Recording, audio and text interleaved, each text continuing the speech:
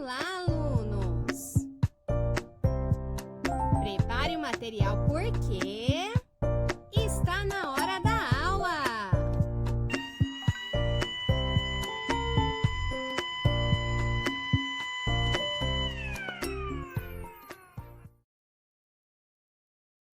Aula de Ciências. Vamos aprender sobre os instrumentos de observação. O impacto da astronomia nas sociedades tem início na pré-história, com as primeiras ideias sobre o universo e as observações dos movimentos aparentes do Sol, Lua e estrelas. A astronomia surge com a necessidade de se conhecer e entender o mundo em que vivemos e é fundamental para qualquer sociedade que esteja evoluindo. Isto não é sempre óbvio, pois a astronomia não é uma ferramenta para obter resultados imediatos. Os registros astronômicos mais antigos datam de aproximadamente 3.000 anos antes de Cristo e se devem aos chineses, babilônios, assírios e egípcios. Naquela época, os astros eram estudados com objetivos práticos, como medir a passagem do tempo, fazer calendários para prever a melhor época de plantio e colheita, ou com objetivos relacionados à astrologia. Conforme a tecnologia e capacidade exploratória humana evoluíram, ocorreram muitas surpresas e as descobertas foram sendo feitas cada vez mais rapidamente, multiplicando de forma extraordinária os conhecimentos astronômicos. Certamente, os primeiros instrumentos astronômicos usados pelo homem foram o olho e o cérebro humano. Foi com eles que os antigos astrônomos conseguiram observar e procurar entender o mundo em que viviam. Os astros e a estrutura da matéria sempre despertaram a curiosidade do ser humano. No entanto, na antiguidade não existiam instrumentos ópticos que permitissem observar detalhes desses astros ou de estruturas muito pequenas. Tudo era observado a olho nu. Os instrumentos ópticos apresentam componentes como prismas, espelhos e lentes. Alguns deles são usados no dia a dia, como óculos e máquinas fotográficas. Outros são altamente sofisticados, como os telescópios, que geralmente são utilizados em pesquisas científicas. Os primeiros instrumentos desenvolvidos pelo ser humano eram apenas de observação e não apresentavam dispositivos ópticos. Entre eles podemos citar o astrolábio e o sextante. Ao longo do tempo, a tecnologia possibilitou o desenvolvimento de instrumentos ópticos. Esses instrumentos permitiram ao ser humano observar elementos que não podiam ser vistos ou analisados detalhadamente a olho nu. Em 1609, por exemplo, o cientista italiano Galileu Galilei construiu uma luneta e a utilizou para observar a Lua, o Sol e os planetas Saturno, Júpiter e Vênus. Então, quando se começou a exigir maior precisão quanto ao posicionamento dos astros, é que novos instrumentos começaram a ser elaborados e usados para estudar os astros. Ainda assim, eram instrumentos sem veículos ópticos e, portanto, as observações ainda eram a olho nu. E assim foi até o início do século XVII com o aparecimento da luneta. A luneta foi descoberta na Holanda e usada por Galileu Galilei para observar o céu. É composta basicamente de um tubo, sendo que em uma das extremidades há uma lente convergente, chamada de objetiva, que coleta a luz. E na outra há uma lente ocular que serve para ampliar a imagem. O diâmetro da lente objetiva, chama-se abertura da luneta. O foco da lente objetiva é o ponto para onde convergem os raios luminosos, e a distância até a lente objetiva é chamada de distância focal. A razão entre as distâncias focais da objetiva e da ocular definem o aumento da luneta. Galileu foi reconhecido, pois, além das crateras da Lua, notou que Júpiter apresentava satélites que giravam em torno dele, contrariando a ideia de que todos os corpos celestes giravam em torno da Terra. Já Isaac Newton foi considerado o verdadeiro fundador da astronomia moderna, pois desenvolveu o telescópio refletor, mais tarde chamado de newtoniano. Com Newton e sua teoria da gravitação universal, surge a mecânica celeste e, através de suas teorias, foram explicadas as irregularidades do movimento da Lua e a precessão dos equinócios. Os trabalhos astronômicos de Newton são apenas comparáveis aos de Gauss, que contribuiu para a astronomia com a teoria da determinação de órbitas, com trabalhos importantes de mecânica celeste e de geodésica avançada e a criação do método dos quadrados. Com a evolução natural dos instrumentos de observação, surgiram os binóculos.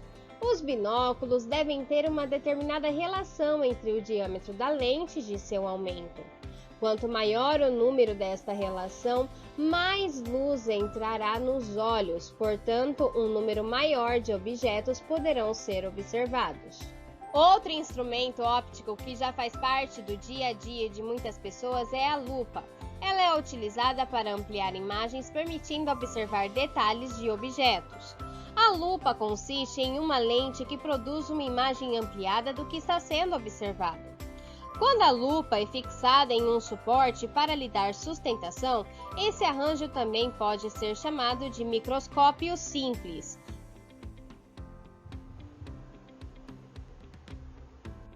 Em lupas comerciais, o aumento pode ser de até 20 vezes, o que permite observar defeitos em pedras preciosas, em peças, entre outros objetos.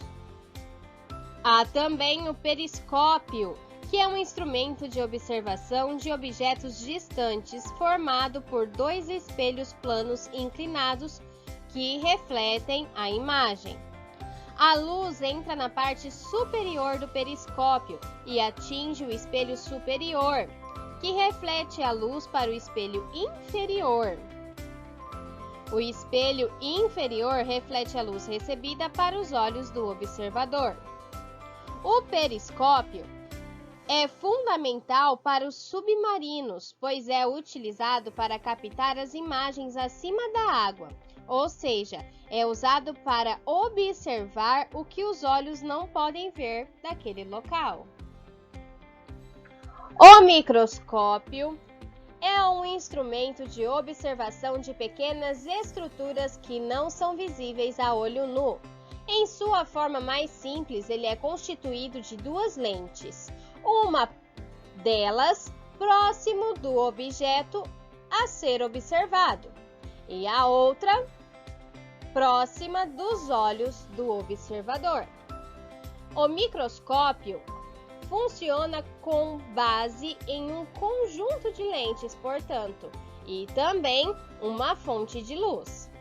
Além de todos esses instrumentos de observação, também existe um dos objetos ópticos mais conhecidos, além dos espelhos, as lentes. As lentes estão presentes em instrumentos de observação, como os microscópios e as lunetas. Outro instrumento muito comum que possui lentes é a máquina fotográfica. As máquinas fotográficas registram imagens graças à luz refletida pelos objetos. Essas imagens podem ser gravadas tanto em um filme quanto digitalmente na memória da câmera. O processo de registro e armazenamento de imagens tornou possível registrar, por exemplo, os eventos, bem como preservar imagens ao longo dos anos, documentando assim a história da humanidade. Além de conhecer as características desses locais, as fotos nos permitem conhecer os costumes e as tradições antigas e atuais de diferentes povos. Por meio de fotos, também é possível conhecer diferentes locais do mundo, os quais provavelmente não teremos a oportunidade de visitar.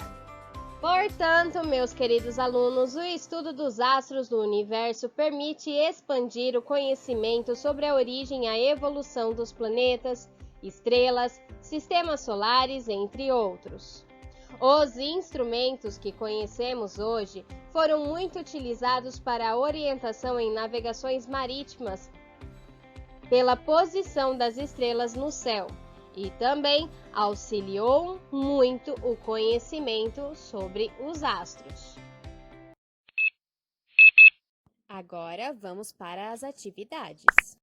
Agora vocês irão fazer as atividades das páginas 168, 171, 173 e 174 do livro didático. Página 168. 1. Para observar o céu, Paulo utilizou um instrumento. Qual é o nome do instrumento que aparece na foto ao lado? Microscópio, luneta ou lupa? Página 171. Qual é a importância dos estudos científicos para o desenvolvimento dos instrumentos ópticos? 2. Em sua opinião, o desenvolvimento dos instrumentos ópticos contribuiu para melhorar a vida das pessoas? Página 173. 1. Analise as duas fotos a seguir. Pinte o quadro das opções que respondam adequadamente a cada uma das questões a seguir. A. Qual foto se parece mais com o que você vê a olho nu? Foto A ou foto B? B. Qual foto foi obtida por meio de um telescópio? Foto A ou foto B? 2. Um dos 4 instrumentos apresentados abaixo não permite a observação de objetos à distância. Contorne este instrumento. Então, ali a gente tem A, binóculo, B, lupa, C, telescópio e D, luneta. Página 174. 3. Recorte e cole no espaço abaixo uma imagem ou um texto de jornal ou revista. Em seguida, observe a imagem com uma lupa. Comente com seus colegas as diferenças entre o que você observou a olho nu e o que você enxerga utilizando a lupa. Bom, quem tiver lupa em casa pode fazer isso. Quem não tiver, desenhar o céu que você enxerga a olho nu. 4. Encontre e contorne no diagrama abaixo o nome de 3 componentes da luneta e complete o texto a seguir com 2 dessas palavras. A primeira lente da luneta é chamada, ela capta a luz, refratando-a e encaminhando-a para outra lente. Já a lente recebe a luz refratada e a direciona ao olho humano. Agora é com vocês. Se tiver alguma dúvida, me chame no particular. E até a próxima aula. Atenção, não se esqueça de mandar a foto.